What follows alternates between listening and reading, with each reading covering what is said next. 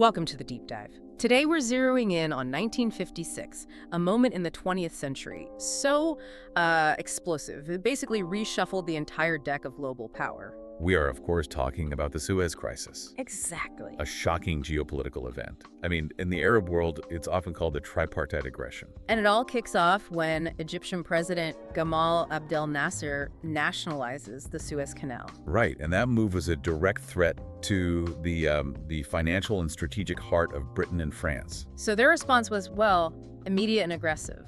The UK and France, still sort of clinging to the last scraps of their empire, they team up with Israel. The Europeans wanted Nasser gone, and they wanted that waterway back. And Israel had its own goal to reopen the Straits of Tiran and the Gulf of Aqaba. The fallout from all this jest, it exposed the end of the old European imperial era. And at the same time, it showed the real power brokers were now the US and the USSR. But to really get the shock of 1956, you can't just look at the event itself. No, you can't. Our mission today is actually to rewind a full century. We need to dig into the cultural groundwork that had to be laid for the canal to even exist. How the West basically learned to tell itself a story about this project. Exactly. And in doing so, how it invented our modern idea of the capitalist hero. Okay, so let's start with those aftershocks in 56, because the international reaction is what really turned this whole thing into a spectacular failure for Britain and France. It was. They expected at least some quiet support from the U.S. And they got the complete opposite. A total opposite. Yeah. The American opposition, led by Eisenhower and Nixon, was the crucial factor. They knew instantly they couldn't, complain about the Soviets invading Hungary. Right.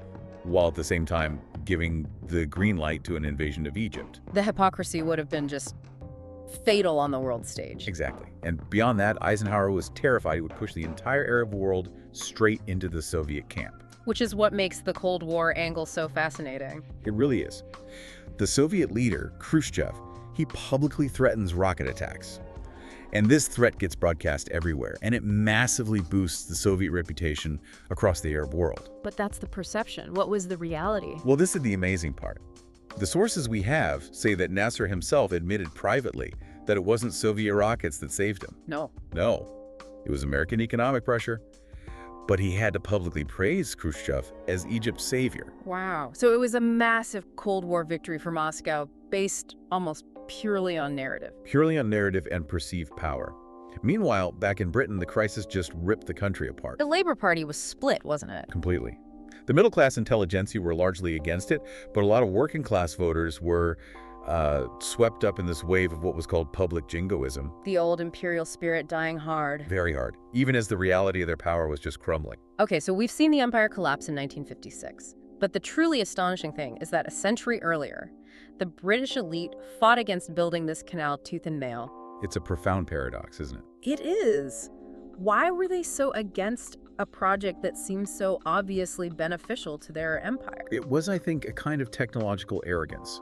The canal, finished in 1869, was seen as this Western miracle. But the truth is, it was built with Eastern monies, labor, and know-how. But they couldn't admit that. They couldn't. The story they told themselves was that anything affiliated with order and progress, as they put it, couldn't possibly be depicted as Egyptian. How high up did this resistance go? Oh, all the way to the top. Lord Palmerston, the Foreign Secretary, had this famous, incredibly arrogant quote. What did he say? He said, "It shall not be made, it cannot be made, it will not be made." Okay, so that's pretty clear. But if it were made, there would be a war between France and England. So it wasn't just politics, it was a technical denial, too. I mean, they needed a faster route to India, especially after the Sepoy Rebellion in 1857. Desperately. And yet, Robert Stephenson, their most famous engineer, called the project impracticable. Their own expert vetoed it. And the British press just repeated that verdict for 2 decades. The project was stalled for years.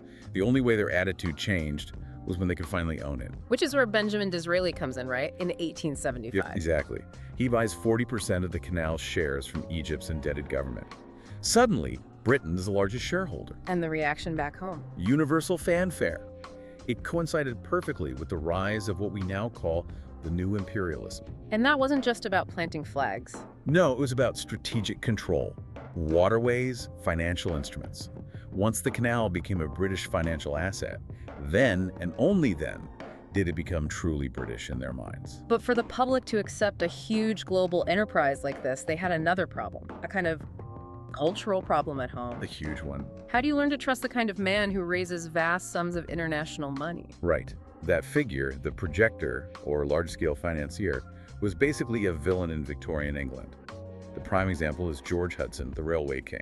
How is he depicted? As a schemer, a cheat, a gambler. He was accused of fixing prices, cooking the books. And Thomas Carlyle famously called him a big, swollen gambler. That phrase just cemented his downfall. But the problem was, the country needed men like him to build its infrastructure. They needed a cultural fix. And the fix was linguistic. It was. In the 1850s, they started importing the French word entrepreneur. It sounded, well, more positive, more specific than the old tainted words like projector. And the Suez Canal project gave them the perfect hero for this new term. Ferdinand de Lesseps, the Frenchman who promoted the canal. He was praised for all these heroic traits like perseverance and insistence against British obstruction. So what made him the good capitalist? Well, a big part of the story was how he raised the money. He made a point of avoiding the rich gamblers and instead sourced capital from middle-class investors. So he was framed as a hero of democratic capital, not a speculator. Precisely. But hang on, this heroic narrative, it must have been covering up some pretty ugly truths, like the use of forced Egyptian labor. Oh, absolutely. It was a complete sanitization. And that kind of ideological cleansing needed help from a very powerful place. Which was? Literature. Specifically Charles Dickens. Ah. In Little Dorrit, Dickens has this swindler character, Mr. Myrtle, who is basically George Hudson. And to cleanse the market, Myrtle has to be violently removed. Oh, violent. He commits suicide with a penknife to the jugular. Wow.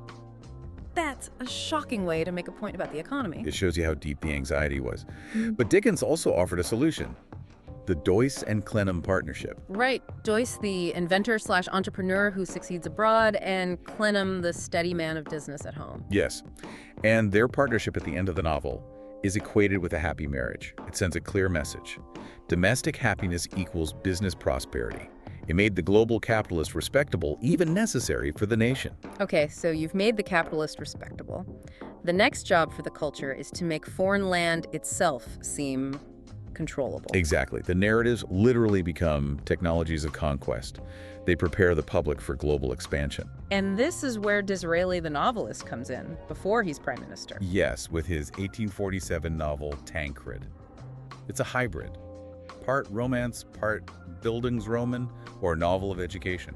So the romance part makes the East seem exotic and exciting. It encourages imaginative investment.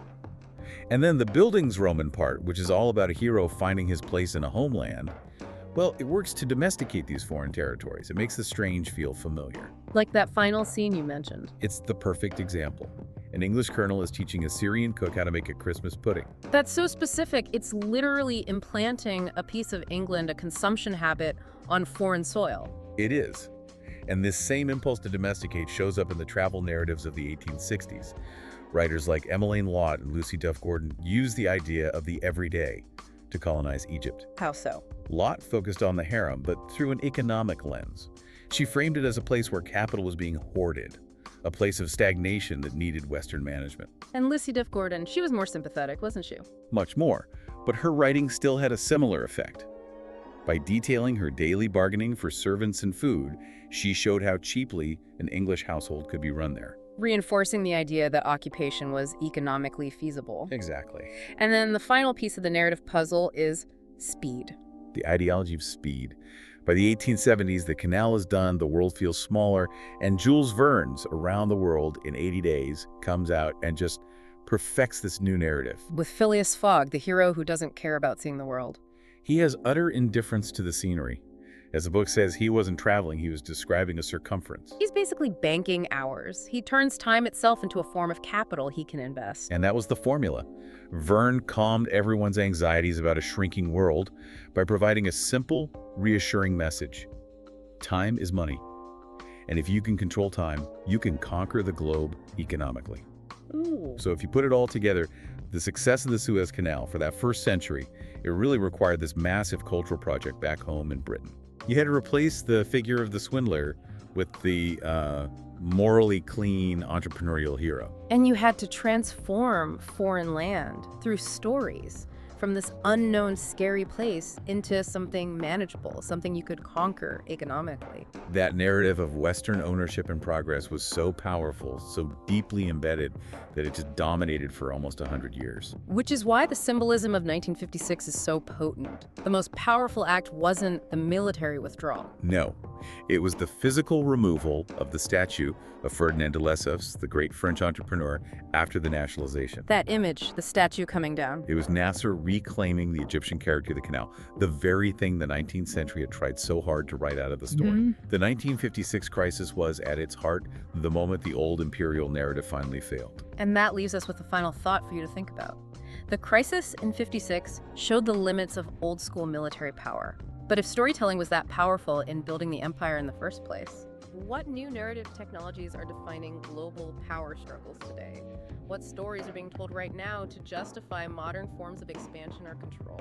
Something to mull over until our next deep dive.